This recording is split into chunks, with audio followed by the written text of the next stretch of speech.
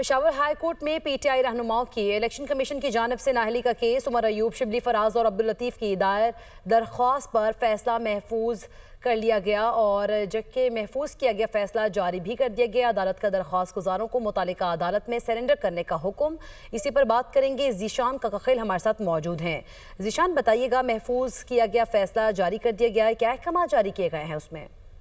जी बिल्कुल, पाकिस्तान तहरीक इंसाफ के जो रहनुमा है शिबली फराज, उमर अयूब और अब्दुल लतीफ़ चतराली, उन्होंने पेशावर हाई कोर्ट में दरख्वास्त दायर की थी कि इलेक्शन कमीशन ने उनका जो डी नोटिफिकेशन किया है उस फैसले को कलअदम करार दे दिया जाए और उनको दोबारा बहाल कर दिया जाए।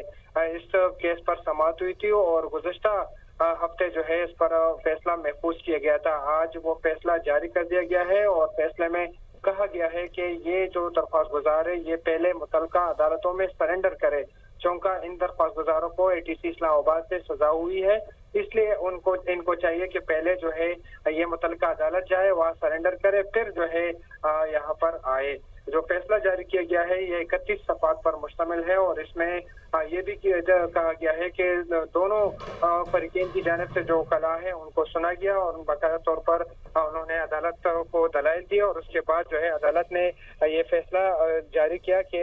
जो दरख्वास्त गुजार है उनको किसी किस्म का रिलीफ नहीं दिया जा सकता, क्योंकि पहले ये मुतलका अदालत जाएंगे और फिर जो है इनको कोई रिलीफ दिया जा सकता है। जी ठीक है, बहुत शुक्रिया ज़ीशान काकाखिल, आप हमें आगाह कर रहे थे।